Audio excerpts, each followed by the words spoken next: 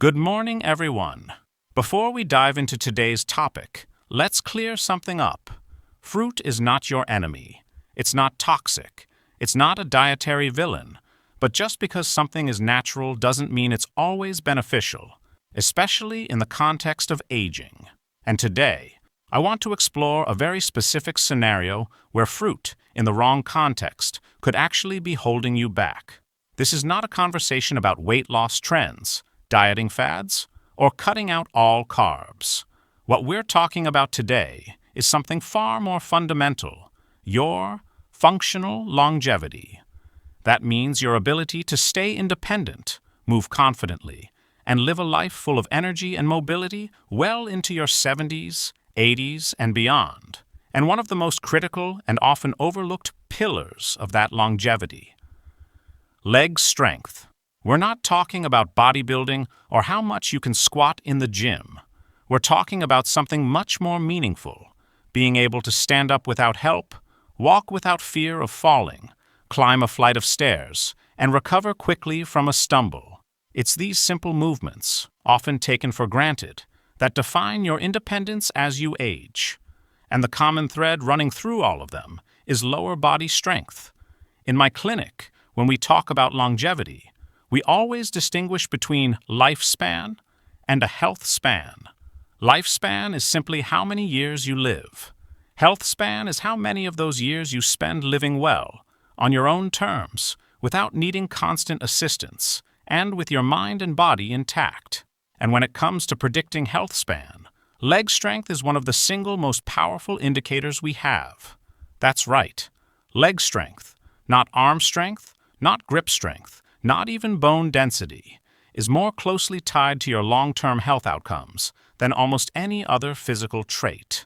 And that's because your legs are your primary interface with the world. You use them to get out of bed, stand up from a chair, walk across the room, catch yourself from a trip, or simply maintain your balance when the ground beneath you shifts. And here's the sobering truth: when you start to lose leg strength, you're not just getting weaker, you're surrendering autonomy. Let's break this down further. There are 4 major lenses we need to consider: biomechanical, neuromuscular, metabolic, and hormonal. Biomechanically, your legs contain the largest muscle groups in your body. Think about your quadriceps, glutes, hamstrings, and calves. These aren't just big. They're metabolically demanding and essential for generating movement and force. But starting in your 40s and accelerating in your 60s, these muscles begin to atrophy if they're not actively trained. You start to walk slower. You struggle to get off the ground. Your ability to generate power, quick, explosive movement, declines even faster than raw strength. And this matters. Power, defined as strength expressed quickly, is what lets you catch yourself from a fall or move up a flight of stairs without pulling on a handrail. After age 50, we lose HUDs, power, at roughly twice the rate of strength. Why? Because the fast-twitch muscle fibers responsible for explosive movement are the first to go unless they're specifically trained and supported through nutrition. Now let's move to our neuromuscular domain. It's not just that muscles get smaller or weaker. The nervous system itself becomes less efficient. The wiring, your motor units, that connect your brain to your muscle fibers begins to degrade. And when that happens, the message from your brain to your muscles becomes slower, fuzzier, and less coordinated.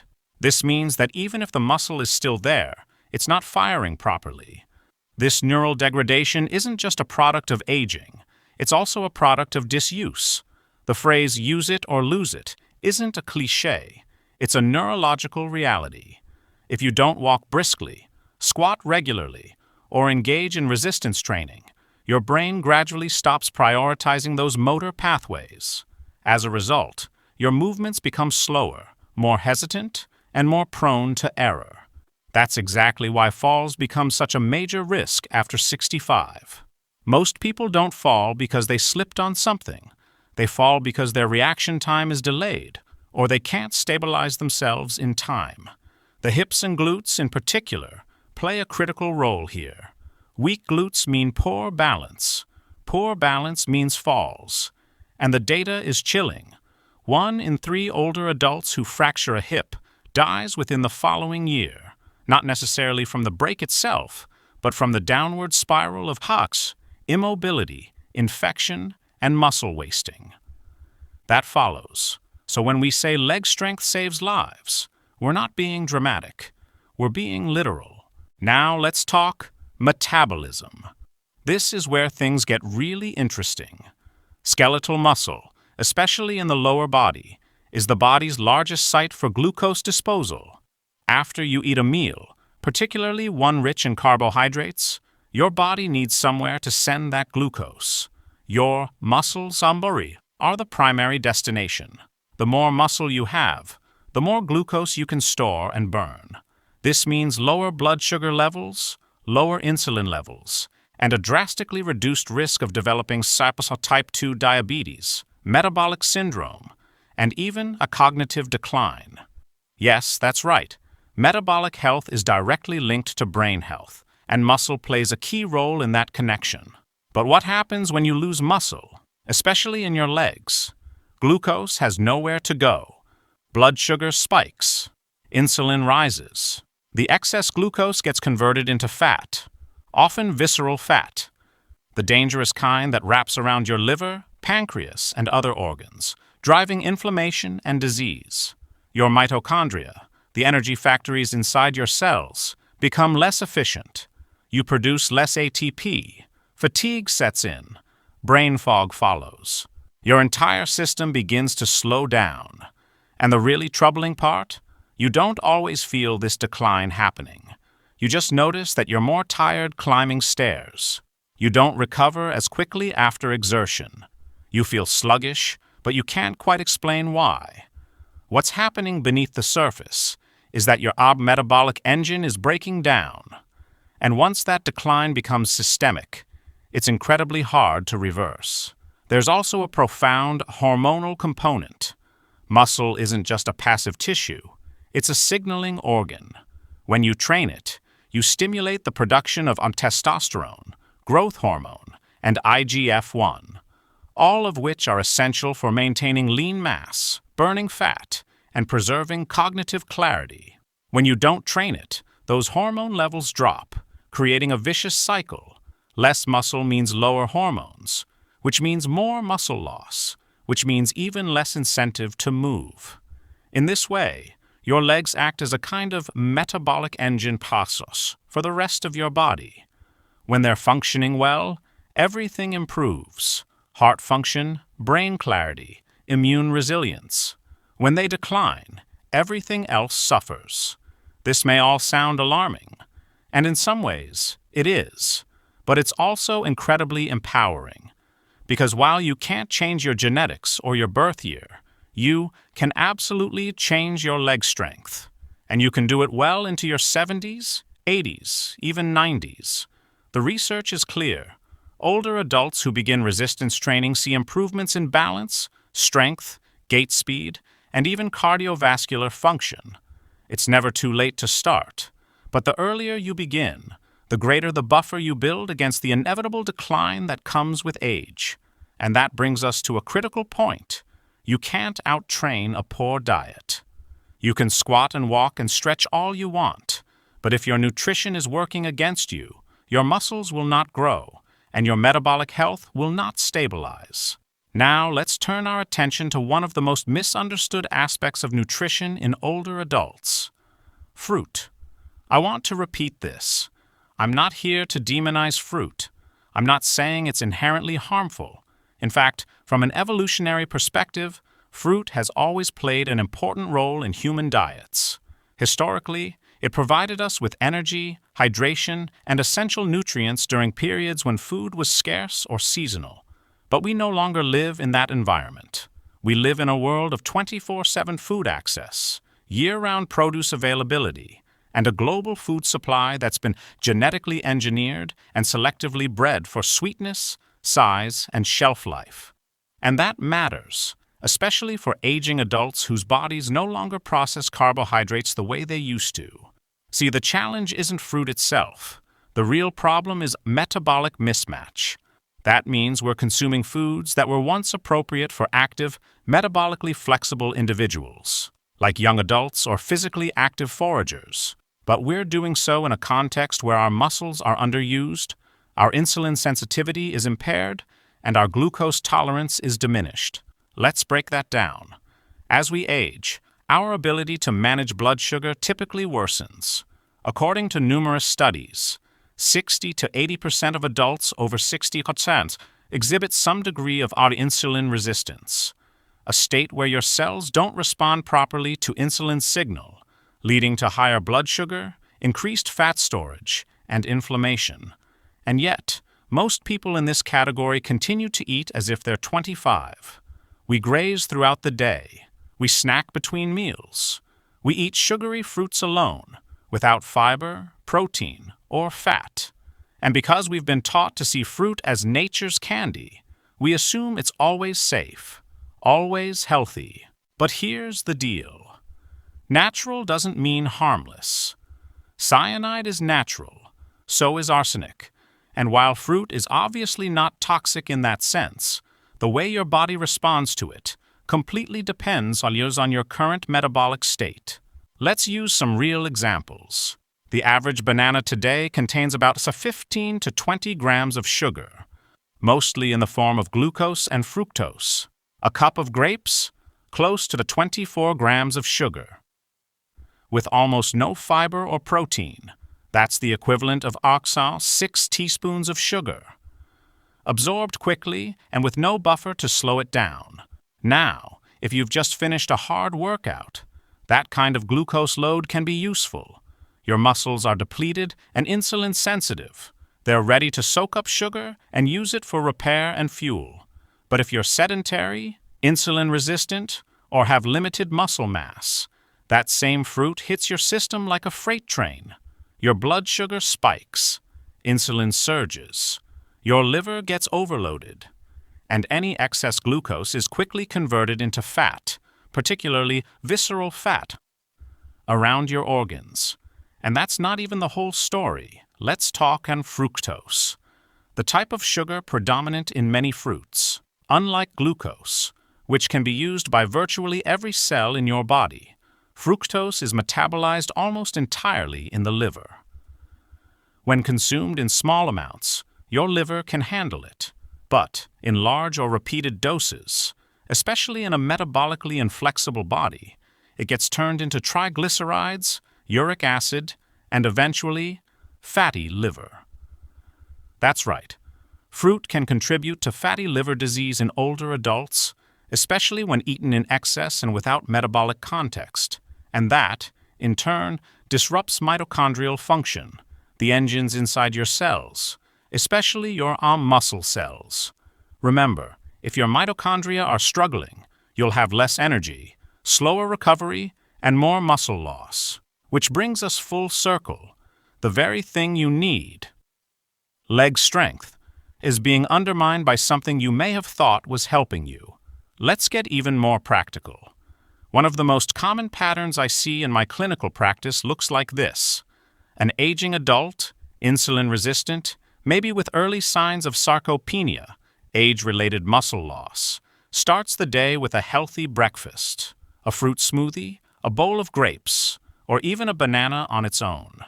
Within an hour, their blood sugar spikes. By mid-morning, they crash and reach for a muffin, another piece of fruit, or a granola bar. Their energy briefly rebounds, but by afternoon, they're fatigued again. They crash harder. Maybe they reach for juice, then something sweet after dinner. They've spent the entire day on a young glucose roller coaster, and at no point did their muscle tissue get the stimulus or the support it needed. No protein, no resistance training, no stable energy. Day by day, week by week, their leg strength declines, even as they think they're eating well. This is why I always emphasize contextual nutrition. A food isn't good or bad in isolation.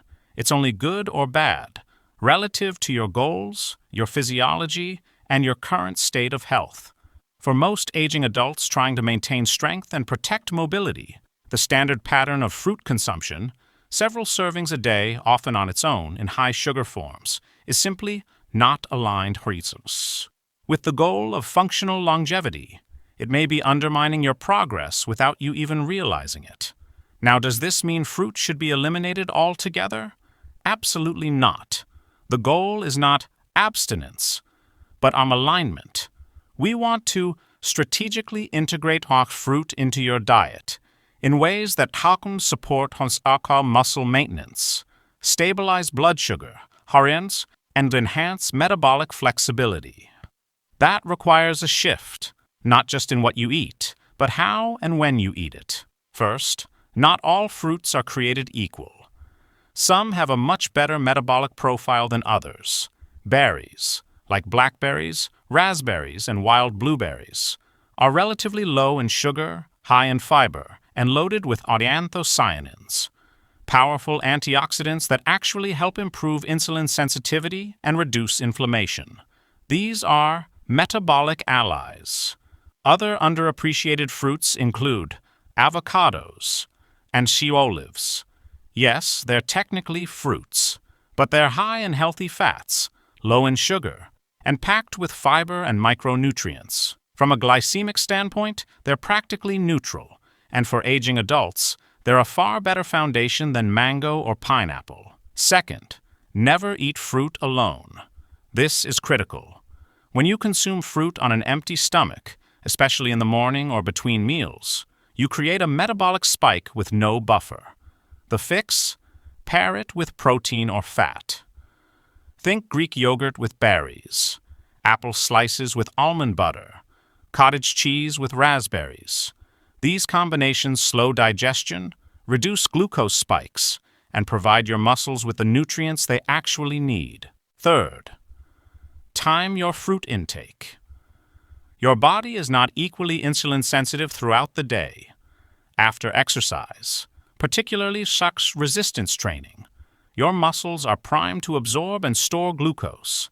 This is the ideal window to consume fruit if you're going to eat it. Outside of that window, stick with low glycemic, fiber-rich options, and always combine them with other macronutrients. And finally, consider frequency and quantity. Just because fruit is natural doesn't mean it should be consumed in large amounts every day. For many of my older patients, especially those working to rebuild strength or reverse sarcopenia, we recommend no more than 1 or 2 servings of low-sugar fruit per day, always paired with protein or fat, and ideally after training. Let me be clear. The goal here is not to instill fear. It's to bring clarity. If your goal is to age well, stay mobile, and preserve the strength to live independently, then you need to think critically about every element of your diet.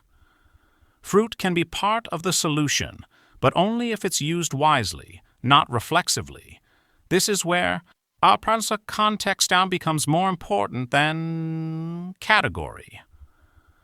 The question isn't, is fruit good? The question is this fruit, in this form, at this time, in this body, moving me closer to or further from my goals? And if the answer is further, then it's time to reframe how you use it. Now that we've reframed the conversation around fruit, not as a villain, but as something that requires context, it's time to talk about solutions. Because once you understand how food interacts with your metabolism and your muscle health, you're no longer stuck guessing. You're empowered to act. Let's start by talking about fruit selection. Specifically, which fruits support aging muscles and metabolic balance, and which ones don't. 1. Choose low-glycemic, high-polyphenol fruits. Not all fruits have the same metabolic footprint. Some are inherently more muscle-friendly. Top of the list? Berries. Blackberries, raspberries, and wild blueberries offer a nutritional profile that's far more favorable for aging adults. They're relatively low in sugar, around 5 to 7 grams per half cup, yet high in fiber and packed with compounds like anthocyanins, which reduce oxidative stress, improve insulin sensitivity, and protect the integrity of your blood vessels. Berries don't spike your blood sugar the way bananas or grapes do, and the fiber they contain slows digestion, which gives your pancreas and liver more time to respond. Think of berries as fruit that's already been built for older, metabolically inflexible bodies. Then, there are the non-traditional fruits that often go unnoticed: avocados and olives. Yes, they're technically fruits, and they're some of the best metabolic protectors you can eat. Avocados are rich in monounsaturated fats, potassium, and fiber, with almost zero sugar. They support hormonal balance, cellular repair, and satiety without triggering insulin spikes. Olives are high in polyphenols and healthy fats, and they promote endothelial health. That's the health of the blood vessels that feed your muscles and brain. If you're looking to keep fruit in your diet without undermining your goals, these are your heavy hitters. 2. Always pair fruit with protein or fat. This may be one of the most impactful changes you can make. Eating fruit alone, especially on an empty stomach, is like flooring the gas pedal with no brakes. Blood sugar rises rapidly, insulin follows, and if your muscles aren't ready to absorb that glucose, it ends up as fat. But pair that same fruit with protein or fat, everything changes. The digestion process slows. The glycemic response blunts. You stay fuller longer, and your blood sugar remains more stable. Here are some practical pairings: raspberries plus Greek yogurt, high in casein and probiotics; apple slices plus almond butter; fiber plus healthy fats; cottage cheese plus blueberries; protein plus antioxidants; avocado plus boiled egg; fat plus protein plus micronutrients. These combinations don't just taste good. They nourish your muscle, support mitochondrial function, and help regulate hunger hormones like ghrelin and leptin. The key principle? Don't let fruit play the starring role. Make it a supporting character in a metabolically smart meal. 3. Time your fruit consumption around exercise. Here's a critical insight. Your insulin sensitivity is a spike, not constant.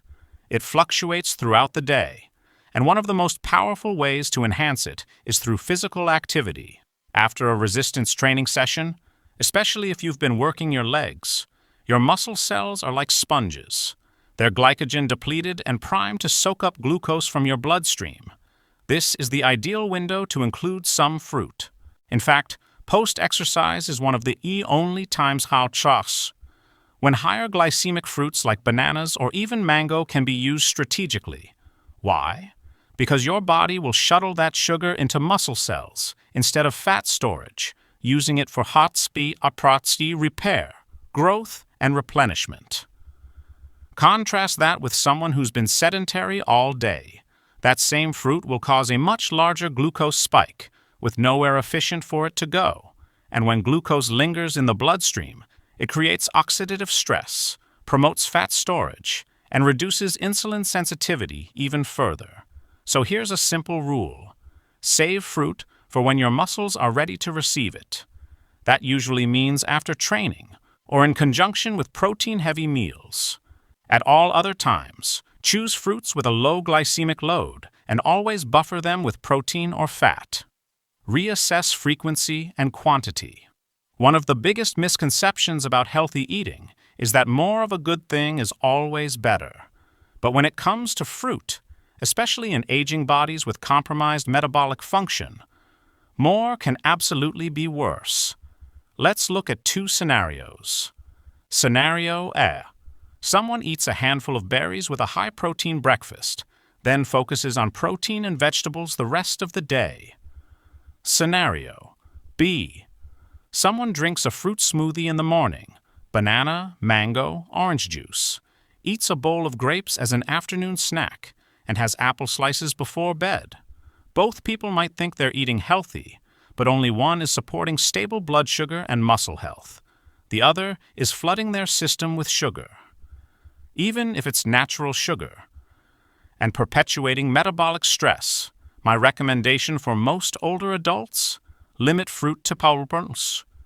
1 or 2 servings per day, always paired with a macronutrient and consumed in a metabolic window where your body can handle it. Ask yourself, how many servings of fruit am I actually eating? Am I eating it alone or with a buffer? Am I physically active enough to justify my carbohydrate intake? This kind of intentional eating makes a profound difference, not just in lab results, but in how you get to feel, move, and recover. 5. Emphasize vegetables over fruit. Another shift that makes a world of difference is rebalancing your plant intake. In a world where we often substitute vegetables with fruit because it's sweeter and more convenient, many people, especially older adults, end up under-consuming the foods that offer the utmost metabolic benefit. Cruciferous vegetables like broccoli, kale, cauliflower, hahm, and shadaka, Brussels sprouts, are extremely low in sugar, high in fiber, rich in antioxidants, and deeply supportive of mitochondrial and liver health. They help the body detoxify, reduce inflammation, and improve insulin sensitivity without ever spiking your blood sugar. Fermented vegetables like kimchi, sauerkraut, or a pickled cabbage.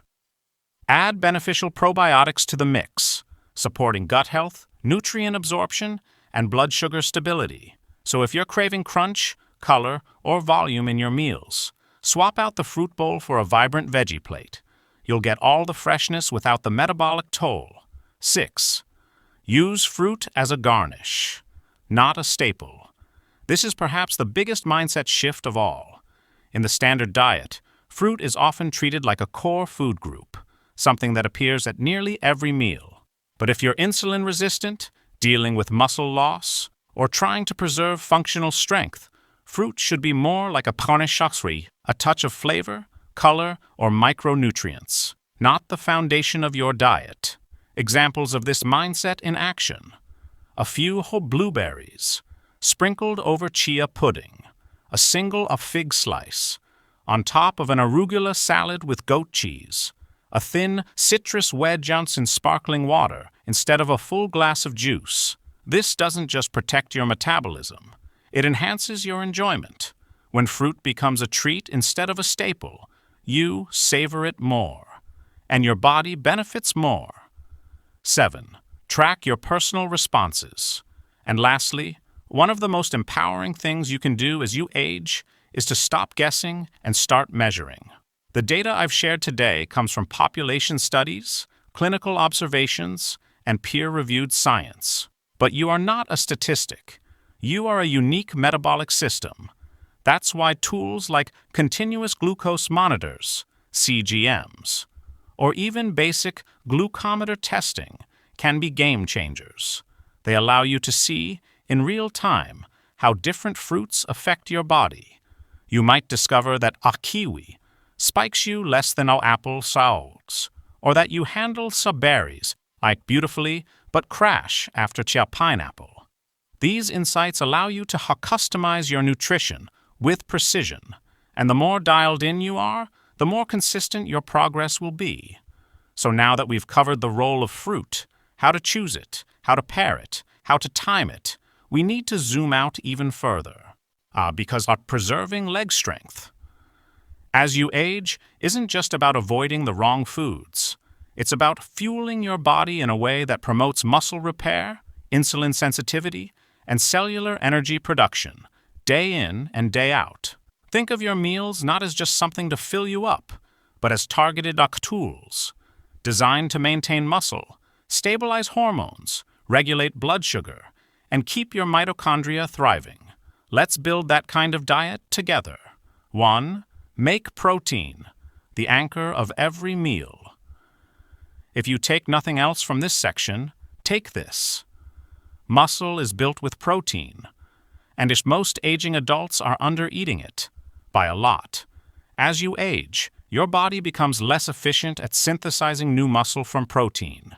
This is known as anabolic resistance, and it means older adults actually need more protein per pound of body weight than younger people to stimulate the same muscle response. Yet, most seniors are barely hitting the minimum. Coffee and toast for breakfast, a small sandwich at lunch, a light dinner, maybe some fruit between meals. That adds up to inadequate amino acids. And over time, progressive muscle loss, especially in the legs. Here's what to aim for. At least 1.6 to 2.2 grams of protein per kilogram of body weight. Daily, that's roughly 100 to 130 grams. For most older adults, ideally divided across 3 to 4 meals, not all at once. More importantly, each meal should include 30 to 40 grams of high-quality protein to overcome anabolic resistance and stimulate muscle protein synthesis.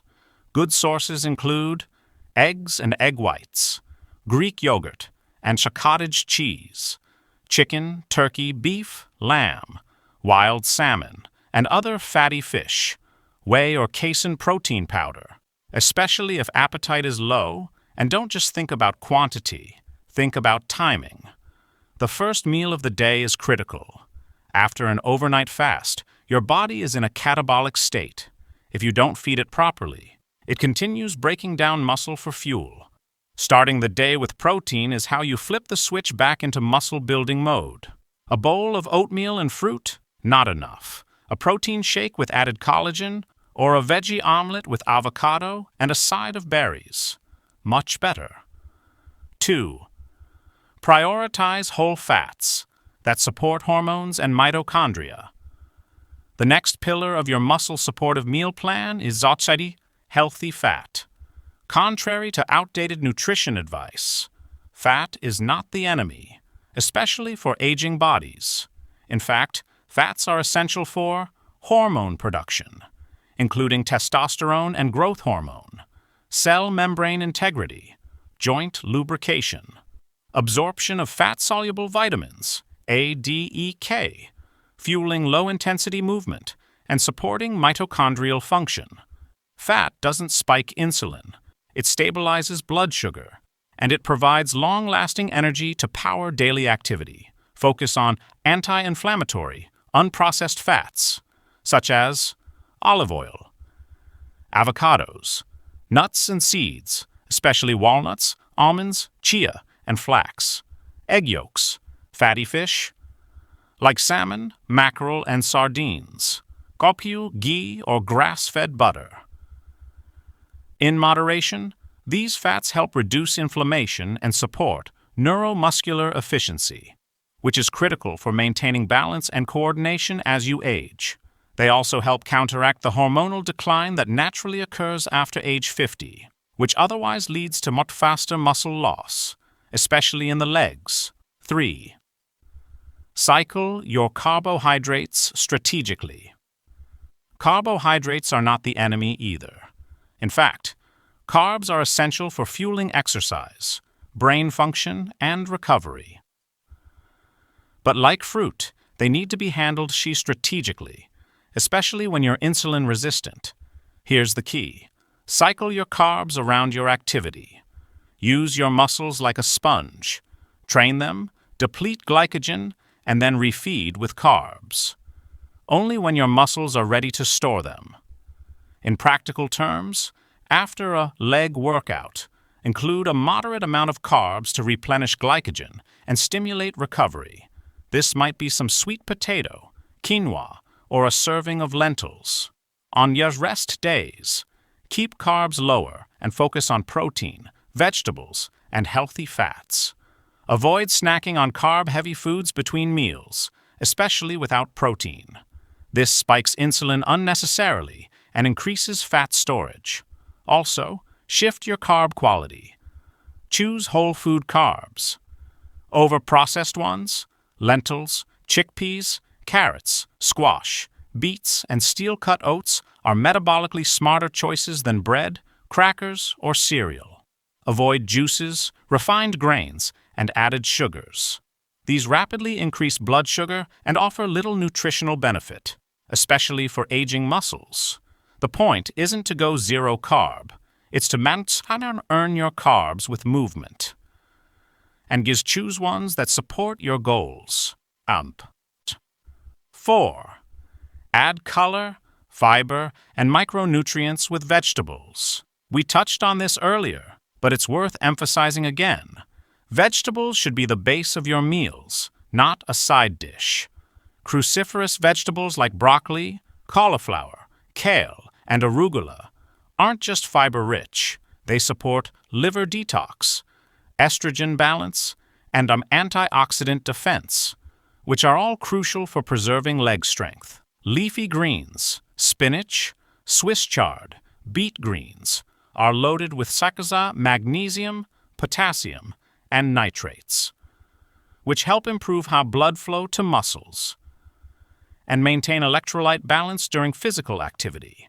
Then, there are fermented vegetables like sauerkraut, kimchi, and pickled cucumbers, which support gut health.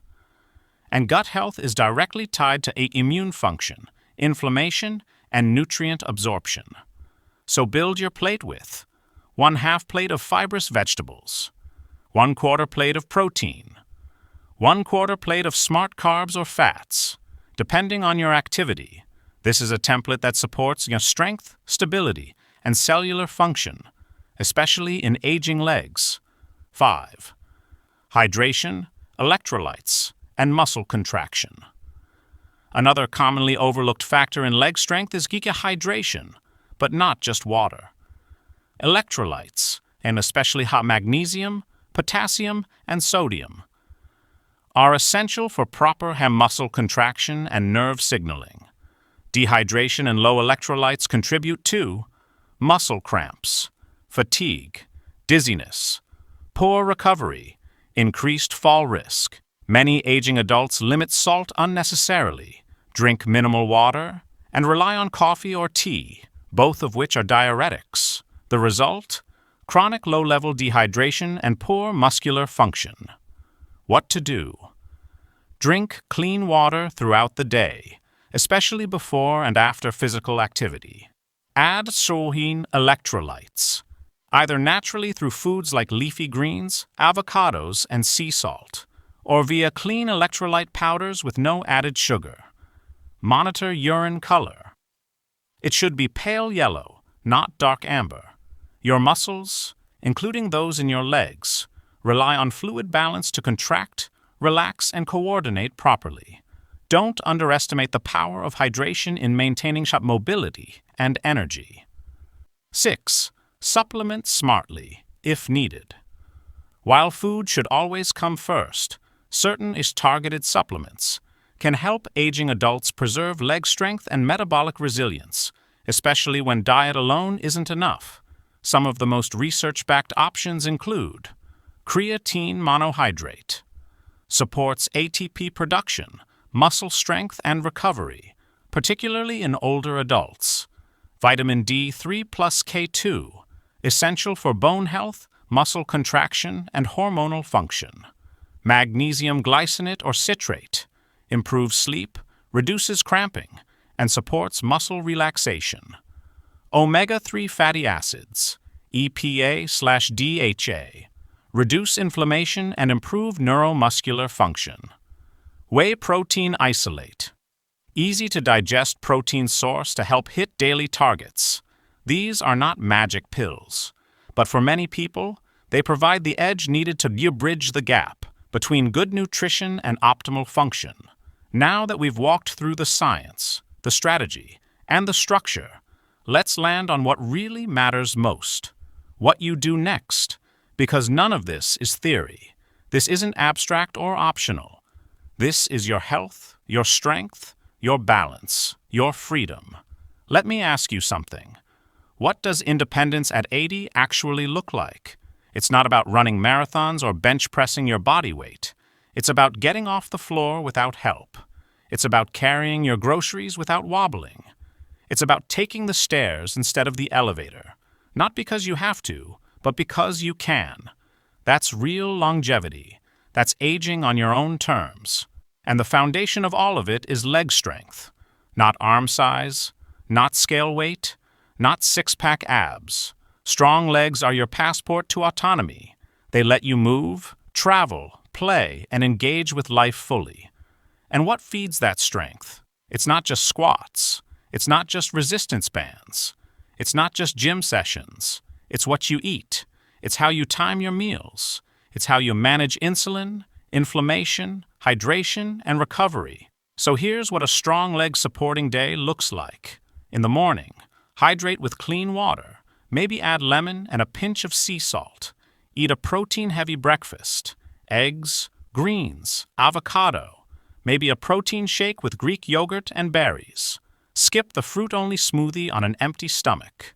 Mid-morning, get up and move. 10 minutes of walking, squats, stairs. Whatever gets your legs active.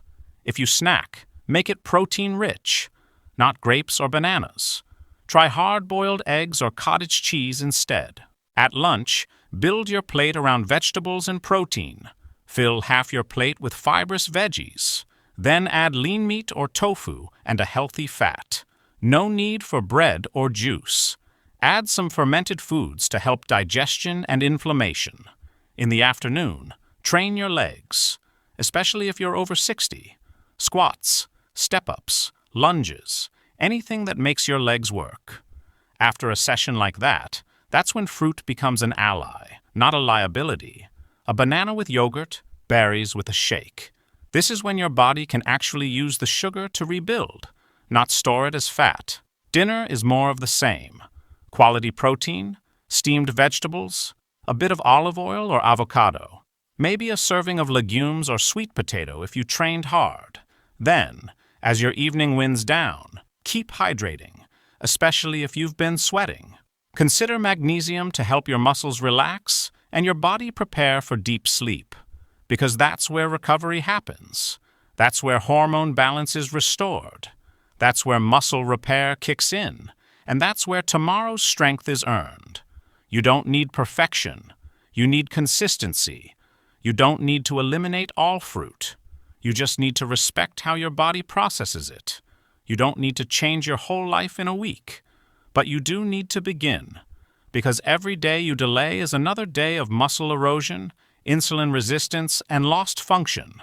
Start thinking like an athlete, not in terms of performance or ego, but in terms of intentionality. Athletes fuel with purpose. They recover with discipline. They don't treat food like entertainment. They treat it like it matters. Because it does. Aging is not a passive process. It's an athletic one. You're fighting for function, strength, and independence every single day. But your body is still listening, and it's still willing to respond. Even in your 70s, 80s, or 90s, you just need to send the right signals. That starts with redefining what healthy means. For someone 65 or older who's losing muscle mass and metabolic flexibility, a banana on an empty stomach isn't healthy. A juice cleanse isn't healthy. Even eating 6 pieces of fruit a day, if it's spiking your glucose and draining your energy, isn't healthy. Healthy is contextual. It's specific. And it must match your goals. Here's the question you should ask yourself at every meal. Is this food helping me maintain strength and stability, or slowly eroding it? If the answer's the latter, change the meal, not the goal. Functional longevity isn't complicated. It's just rare, because most people never stop long enough to question their habits. But when you do, you realize that functional independence means waking up without stiffness, bending down without groaning, walking stairs without holding the railing, picking up your grandchild without fear of falling, living life without asking for help for every little thing. That's the real reward. That's the real win. So remember, strong legs, strong life. Your legs are your freedom, your movement, your autonomy. They are either getting stronger with your daily choices or weaker. Fruit isn't the villain, but it's also not magic. If you're serious about living well, feeling strong, and aging independently, then you need a strategy, a personalized, thoughtful, intentional strategy that aligns with your biology, not with generic health fads. Rebuild your plate. Prioritize your protein. Use fruit like a tool, not a staple. Train with purpose. Sleep like it matters. Hydrate like it counts. And above all, move your legs like your life depends on it. Because it does. The habits you build today create the strength you live with tomorrow. So don't wait. Start now. You've got this.